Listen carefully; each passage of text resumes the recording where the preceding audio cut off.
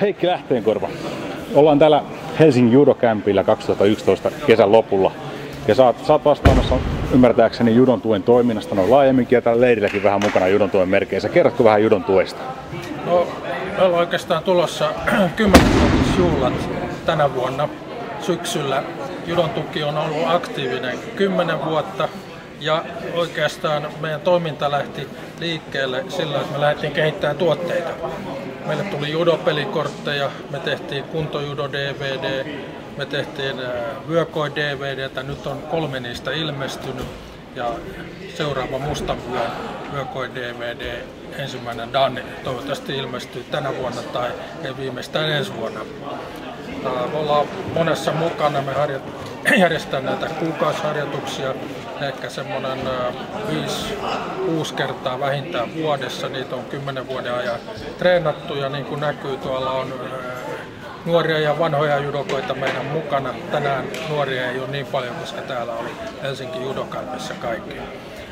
Judotuki kerää rahaa myymällä näitä tuotteita ja esimerkiksi tänä vuonna me jaettiin 2500 euroa stipendeinä junnujen leiritykseen. No oikeastaan 3 aluetta, kuntojudo, aikuisten kuntojudo, se me toteutetaan näillä treeneillä, kettykedetreeneillä.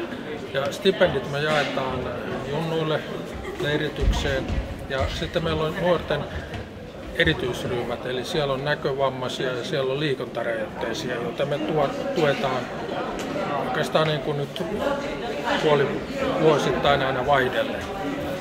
Mitä se on kettukedetreenaaminen? No, meillä on niin kuin esimerkiksi tänään Kyösti Korpiola, joka vetää, niin se on judon perusasioita.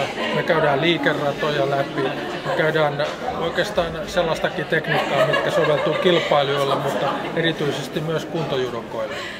Eli siellä käydään sekä pysty- että mattojudoa, ihan perinteistä Kodokanin judoa. Miten Judon tukeen pääsee mukaan?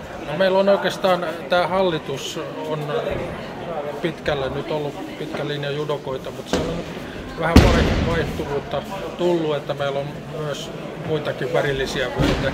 Sinne pääsee ihan kun hakee mukaan, että meillä on 50 euroa maksaa vuodessa, jos haluaa tehdä hommia, niin joutuu maksaa 100 euroa, eli me pääsee niin sanotuksi aktiivijäseneksi ja samoin hallitusjäsenet maksaa vähän enemmän.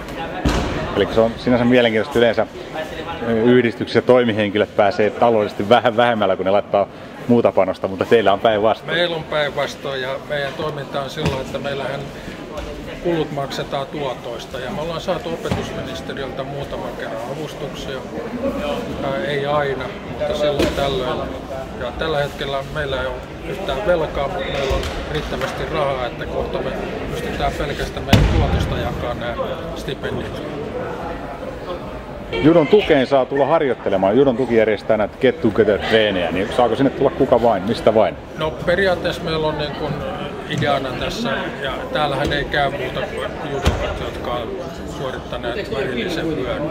On meillä jotakin erityisvammaisia judokoita käynyt, josta ei ole aivan varmuutta, että minkä seuran jäseniä ne on, koska ne voi olla vasta muutaman ajan treenannut. Periaatteessa me otetaan kaikki vastaan, ketään ei heitetä pois.